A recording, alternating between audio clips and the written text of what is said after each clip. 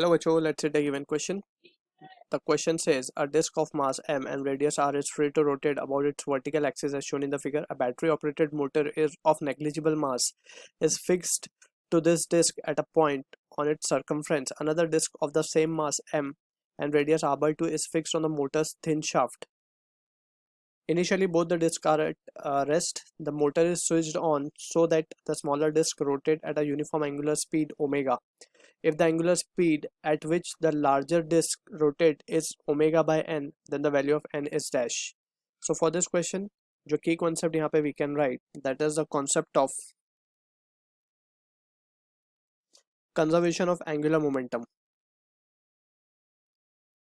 Conservation of angular momentum. ठीक है, इसकी कंडीशन ये होती है बेसिकली अगर कोई एक्सटर्नल टॉर्क एक्ट नहीं कर रहा सिस्टम पे, so we can conserve the angular momentum. ठीक है, सो यहाँ पे अब सिचुएशन समझ लेते हैं. दो डिस्क है, एक मोटर से ऑपरेटेड है, तो कुछ इस तरीके का सिचुएशन है. ये बड़ी डिस्क है हमारी, ठीक है, और यहाँ पे एक शाफ्ट के जरिए एक छोटी डिस्क हमने कनेक्ट कर रखी है इस तरीके से. अब मान लेते हैं कि ये जो बड़ी डिस्क है इट इज रोटेटिंग, कुछ इस तरीके से कंसिडर कर लेते हैं. लेट्स सपोज ये रोटेट कर रही है omega. if the angular speed of the large disk rotate with omega by n, इसको ओमेगा डैश मान लेते हैं क्योंकि ये जो छोटी डिस्क है ये रोटेट कर रही है कुछ एंगुलर जो वेलोसिटी है वो है ओमेगा. ठीक है, एंगुलर स्पीड ओमेगा से ये रोटेट कर रही है. अब यहाँ पे ये जो बड़ी एक्सिस है हमारी, इसको हम नाम दे देते हैं लेट्स से ए डैश. तो ए डैश के अबाउट अगर हम देखें तो torque about A dash is 0. ठीक है ना, तो इनिशियली जो दोनों ही रेस्ट पे थे बोला गया.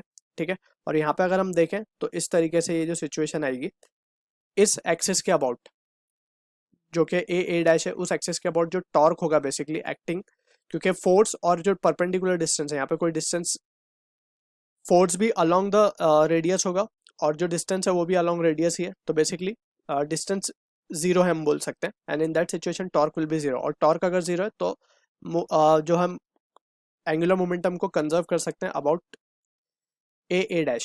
ठीक है, तो we can write angular momentum of the system initial, जो कि हम लिखेंगे that is L initial will be equal to L final. Initially दोनों रेस्ट पे तो 0 हो जाएगा. फाइनल की अगर हम बात करें तो यहाँ पे इंपॉर्टेंट चीज है, जो छोटी डिस्क है वो खुद भी रोटेट कर रही है.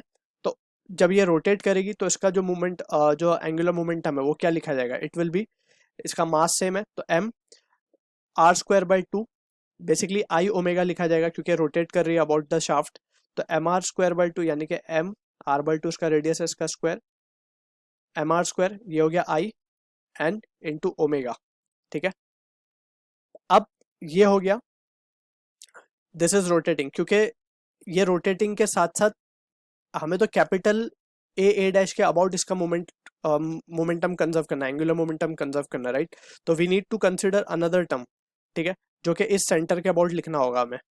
ठीक है, इस सेंटर के अबाउट हम क्या लिखेंगे, basically it will B since this is the case of conservation, तो यहाँ पे अगर हम मान रहे हैं कि ये इस तरीके से रोटेट किए, जैसे हमने कैपिटल जो बड़ी डिस्क है उसको हमने एंटी क्लॉकवाइज में शो किया, तो this has to be moving in the clockwise sense. ठीक है, विथ ओमेगा इस तरीके से इसको रोटेट करना होगा so that the momentum remains conserved. Clear. तो यहाँ पे हम जैसे इसको एक नेगेटिव साइन के साथ शो कर देंगे, इसको नेगेटिव साइन के साथ शो कर देते हैं, ये पॉजिटिव हो जाएगा क्योंकि जैसे हम यहाँ पे राइट हैंड का जब यूज करेंगे तो we need to curl the finger, तो थंब जो है ऊपर की डायरेक्शन में जा रहा है, तो ऊपर वाले को हम पॉजिटिव मान ले रहे हैं, तो बड़े के लिए हम पॉजिटिव मान रहे हैं, नीचे के लिए नेगेटिव.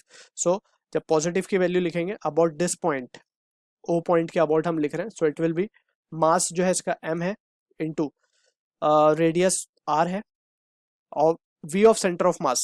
ठीक है ना, सेंटर ऑफ मास के अबाउट इसका क्या लिखा जाएगा, it will B r into omega, r into omega dash precisely.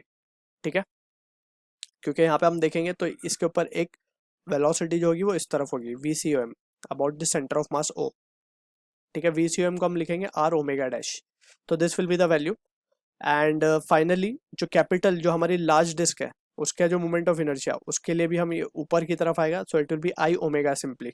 So I omega के लिए हम लिखेंगे mr² एंड इंटू ये हो गया I, omega means omega dash and that will be equal to zero. तो जैसा अब हम ये तो इक्वल टू जीरो हम कर ही चुके हैं इसको, तो यहाँ से हम देख सकते हैं फाइनली हम क्या लिख पाएंगे। वी कैन राइट, ये हो जाएगा R square by 4 omega will be equal to M R square 2 M R square. And यहाँ पे we did a slight mistake, यहाँ पे हमें moment of inertia of a disc होता है एम आर स्क्वायर बाई 2, तो नीचे 2 भी डिवाइड करना पड़ेगा यहाँ पे, ठीक है सिंपली।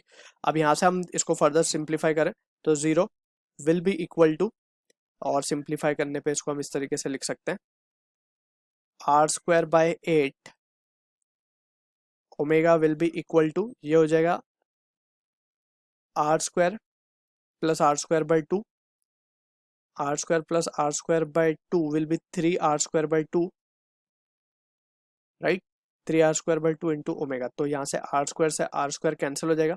फाइनली हम देख सकते हैं कि जो ओमेगा डैश की वैल्यू आ रही है, omega dash is coming out to be omega by 12। So this is what the angular speed of the bigger or the larger disk we are getting. On comparing, we can say therefore n की value आ जाएगी 12. So this is the answer for the question. I hope you understood the solution. All the best.